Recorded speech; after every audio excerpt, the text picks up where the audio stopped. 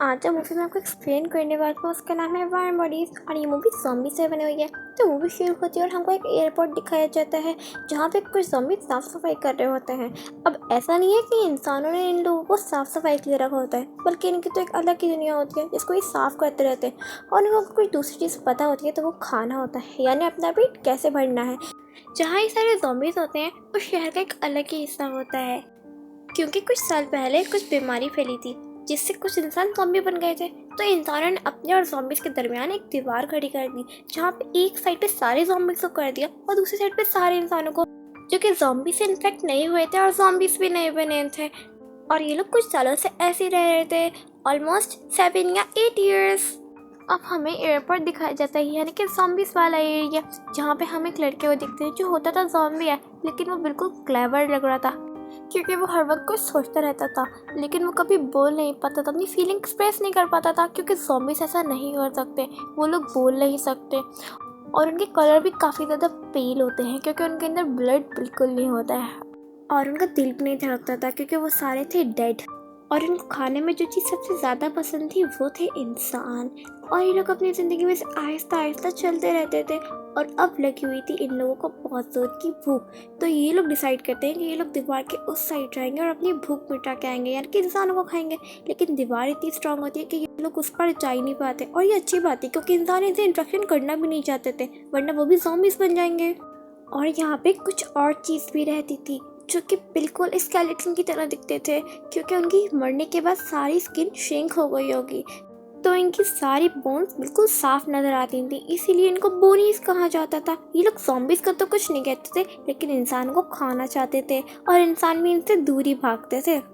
अब जिस ज़ॉम्बी की मैंने आपको शुरू में बात बताई थी जो कि कुछ सोच रहा था, वो हमको काफ़ी ज़्यादा क्लेवर भी लग रहा था क्योंकि वो अपने पास याद करने की कोशिश कर रहा था, लेकिन बस उसको इतना याद था कि जब वो जिंदा हुआ करता था तब उसका नाम आर्स आता था।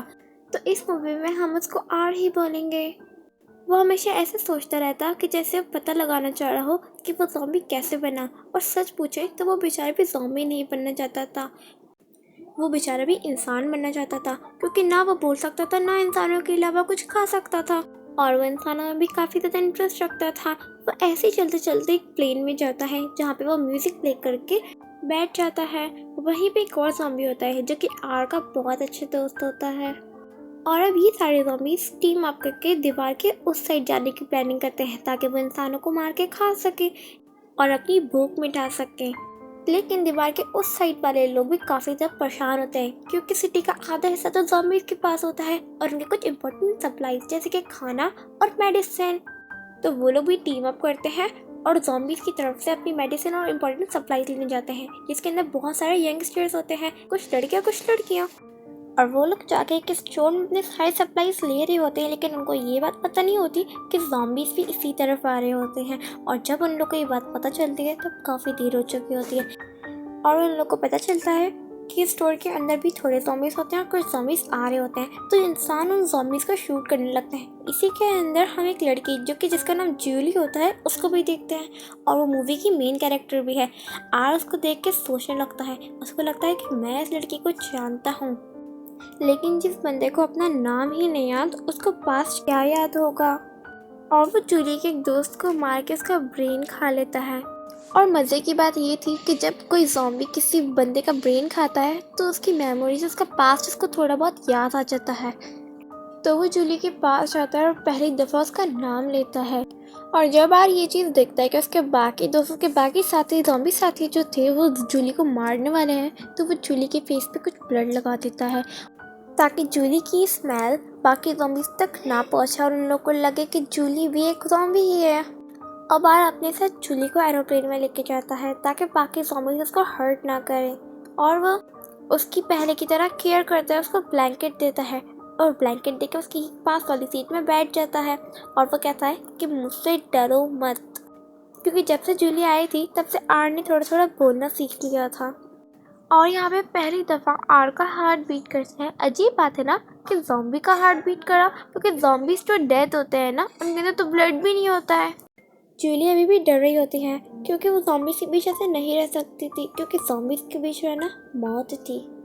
थोड़ी देर के बाद वो आर से कहती है कि मुझे भूख लग रही है, तो आर जैसे ही खाना लेने जाता है वो इसी मौके का इंतज़ार कर रही थी और वो प्लेन से उतर के भागने लगती है, लेकिन ज़ॉम्बीज़ उसको परेशान करने लगते हैं, उसके पीछे लग जाते हैं उसको खाने के लिए और वो जाके एक जगह पे छुप जाती है। लेकिन तभी वहाँ आर आ जाता है और वो कहते हैं बाहर क्यों आए मैं।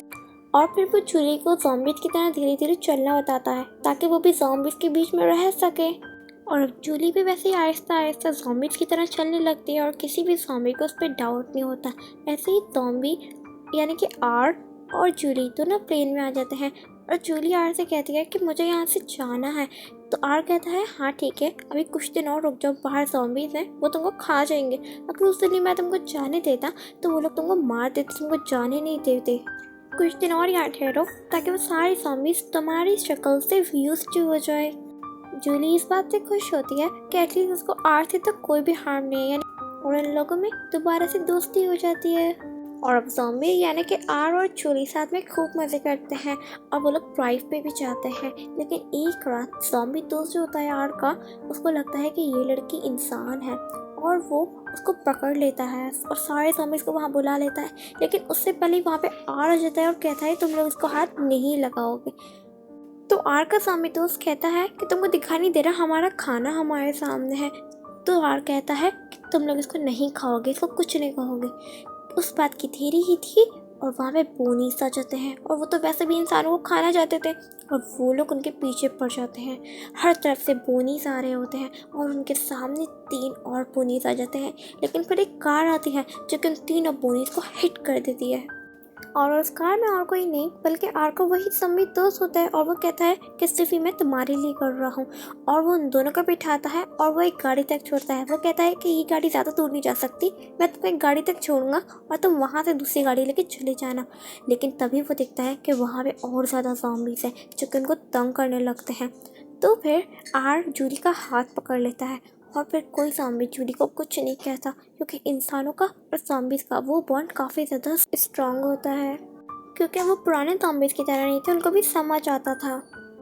अब आर और जूली दोनों घर आ जाते हैं, लेकिन जूली को लगता है कि बाहर कुछ कार सही है और ये कोई और नहीं बल्कि जूली के फादर होते हैं जो कि जूली को वहाँ ढूंढने आए होते हैं। लेकिन जूली बाहर नहीं चाहती क्योंकि अगर उसके फादर ने आर को देख लिया तो वो आर को मार डालेंगे और वो ऐसा नहीं चाहती थी क्योंकि आर ने भी उसकी जान काफ़ी बार बचाई थी। और फिर आर जूली को बताता है कि जो तुम्हारा दोस्त मरा था उसको मैंने मारा था। तो जूली कहती है हाँ मेरे को पता है कि मेरा दोस्त मरा है, लेकिन तुमने मारा है मुझे ये नहीं पता था। और फिर आर उसको उसके दोस्त की घड़ी देता है। जूली आर से पूछती है कि तुम लोग इंसानों को क्यों मार के खाते हो, तुम लोग को तरस नहीं आता। तो फिर आर कहता है कि तुम लोग भी तो खाना खाते हो, वैसे ही इंसान भी हमारा खाना है। और उन लोग के बीच की बात ख़त्म होती है और दोनों सो जाते हैं। इवन आर भी उस ज़ॉम्बी बनने के काफ़ी ज़्यादा साल बाद सोया था। और मज़े की बात तो ये थी कि उसको सपना भी आता है, लेकिन ज़ॉम्बीज़ को तो सपना नहीं आता था ना। और वो सपने में जूली को देखता है, लेकिन जब उसकी आँख खुलती है तब जूली नहीं होती वहाँ पे और वो बाहर जाके देखता है तो वहाँ पे उसकी गाड़ी भी नहीं होती। उसको पता चल जाता है कि जूली वापस जा चुकी है। आर को लगता है कि उसके दोस्त को मारने वाली बातों को बुरी लगी थी, इसीलिए वो चली गई। और वहाँ पे अब बारिश होती है और आर को ठंड लगती है। अजीब बात है ना, क्योंकि ज़ॉम्बीज़ को ठंड नहीं लगती है। और वो फिर अपने सारे ज़ॉम्बीज़ दोस्तों के पास जाता है और उसका दोस्त कहता है, आर का दोस्त कहता है कि देखो दोस्त, मैंने कभी तुम्हारा बुरा नहीं चाहा, लेकिन मैं आज तुमको एक बात बताना चाहता हूँ कि कल रात मैं सोया था और मैंने सपना भी देखा। और आर कहता है कि हाँ मैंने भी देखा था और अभी बारिश हो रही है, मुझे ठंड लग रही है, तुम लोगों को भी लग रही होगी ना। वो अपने ज़ॉम्बी दोस्तों से कहता है कि जूली वापस चली गई है, मुझे उसको ढूंढना है और उसको सॉरी कहना है कि मैंने उसके दोस्त को मार दिया। और वो अपने सारे दोस्तों को जूली की पिक्चर दिखाता है। सारे देख के समझ जाते हैं कि ये जूली है और वो सारे जूली को ढूंढने जाते हैं। तभी आर को मेमोरी आती है क्योंकि उसने ब्रेन खाया था बहुत सालों के बाद। उसको मेमोरी में पता चलता है कि जूली का दोस्त कैसे आया जाया करता था।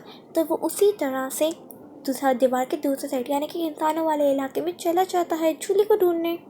और वो जूली के घर के बाहर आता है और जूली जैसे ही उसको देखती है वो उसको घर में बुला लेती है। और वो आर से पूछती है तुम घर में आते हुए किसी ने देखा तो नहीं। तो आर कहता है नहीं, मुझे किसी ने नहीं देखा। और आर जूली से सॉरी कहता है कि उसने उसको दोस्त को मारा था और जूली भी सॉरी कहती है कि उसको बिना बताए वो यहाँ पे आ गई। और अब जूली और उसकी दोस्त मिलकर आर को इंसानों जैसा मेकअप करने लगते हैं। वो लोग इंसानों के कलर का फाउंडेशन लगाते हैं आर को, क्योंकि उसके अंदर तो खून था ही नहीं, वो तो बिल्कुल पेल था।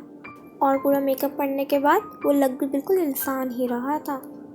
उन लोग का प्लान होता है कि वो जाके इस जूली के डैडी को कहेंगे कि अब वो ज़ॉम्बीज़ को ना मारें, क्योंकि अब ज़ॉम्बीज़ चेंज हो रहे हैं। लेकिन जैसे ही जूली के डैड आर को देखते हैं, वो समझ जाते हैं कि आर इंसान ही आर ज़ॉम्बी है, क्योंकि उनको काफ़ी ज़्यादा पहचान होती है इंसान और ज़ॉम्बी में। तो वो आर के ऊपर गन पॉइंट कर देते हैं, लेकिन पीछे से जूली की दोस्त उनमें गन पॉइंट कर देती है। वो कहती है, अंकल अगर आपने इसको मारा तो मैं आपको मार दूँगी। इसी बात का फ़ायदा उठा के जूली आर को वहाँ से ले जाती है। और जब वो लोग आर के ज़ॉम्बी दोस्तों के पास जाते हैं, तो ज़ॉम्बी दोस्त कहते हैं कि बहुत बड़ी मुसीबत हो गई है, बोनीज़ को तुम लोग के बारे में पता चल चुका है, वो लोग तुमको मार देंगे। और जूली के साइड पे उनकी सारी मिलिट्री को पता चल चुका है, तो उन दोनों की जान बहुत ज़्यादा खतरे में है, तो अपनी जान को बचाए रखो और यहाँ से भाग जाओ। और उनकी जो रूफ थी वो ग्लास रूफ थी, तो सारे पोनीज उनके कांच को तोड़ने लगते हैं, लेकिन उससे पहले नीचे आते, उससे पहले ही जूली और वो भाग जाते हैं। और अब मिलिट्री के लोग भी वहाँ पहुँच चुके होते हैं। और जब पोनीज ये देखते हैं तो उनके मुँह में तो पानी आ जाता है। और अब ज़ॉम्बीज़ उन आर्मी ऑफिसर्स को बचाता है। जब एक आर्मी ऑफिसर पे बोनी हमला करने वाला होता है, तभी एक ज़ॉम्बी आके उनको बचाता है और अपना हाथ देके खड़ा करता है। तभी ऑफिसर को भी पता चलता है कि अब ज़ॉम्बीज़ के अंदर भी पॉजिटिव चेंजेस आने लगे हैं। तो वो सारे मिलकर बोनीज़ पे हमला करने जाते हैं। और वो सारे ऑफिसर्स देखते हैं कि बोनीज़ से ज़ॉम्बीज़ लड़ रहे हैं, वो लोग इंसानों को बचा रहे हैं। लेकिन अभी भी जूली के डैड को ज़ॉम्बीज़ पसंद नहीं आ रहे थे। उन्होंने तो यही ऑर्डर दिया था कि जाके सारे ज़ॉम्बीज़ को मार दो। और जब आर और जूली भाग रहे होते हैं, तभी उनके सामने बहुत सारे पोनीज आ जाते हैं और उनको एक दरवाज़ा दिखता है जो कि काफ़ी ऊंची बिल्डिंग का होता है, और वहाँ पे नीचे कोई जगह भी नहीं होती। और वहाँ पे आर को एक पूल दिखता है, तो वो पूल में जूली को लेके कूद जाता है। जूली तो ऊपर होती है, इसलिए वो सेफली ऊपर आ जाती है, लेकिन आर जैसे ही ऊपर आता है तभी जूली के डैड आर को शूट कर देते हैं उसके हाथ पे। तभी उनके सामने जूली आ जाती है और वो कहती है, डैड आपको समझ नहीं आ रहा है कि अब ज़ॉम्बीज़ चेंज हो रहे हैं, आप गोली क्यों चला रहे हैं, आपको मना किया है ना मैंने। और जब जूली आर को देखती है तब उसके शोल्डर में से खून आ रहा होता है। इसका ये मतलब है आर भी इंसान बन चुका है।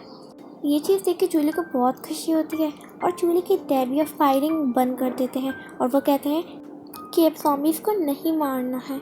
और दूसरी तरफ हम देखते हैं कि ज़ॉम्बीज़ और इंसान आर्मी ऑफिसर साथ मिलकर बोनीज़ का सामना कर रहे होते हैं। और अब सारे पोनीज की भूख की वजह से मौत हो जाती है, क्योंकि वो कमज़ोर पड़ चुके होते हैं। और सारे ज़ॉम्बीज़ को वो लोग शहर में ले आते हैं, यानी कि इंसानों वाले साइड में। और इनमें से वो सब कुछ ऐसे ज़ॉम्बी बनेंगे, सिर्फ कुछ जो कि अभी तक कोई इंसान नहीं बने होंगे, और नो डाउट कि वो भी थोड़ी देर में इंसान बन ही जाएंगे। और जो दीवार बनाई गई थी अब उस दीवार को भी गिरा दिया जाता है और वो सबका चेकअप करते हैं और अब सारी खुशी खुशी रह रहे होते हैं एक साथ। जूली भी आर के साथ काफ़ी खुश होती है और इसी चीज़ के साथ यही मूवी एंड हो जाती है। Thank you for watching.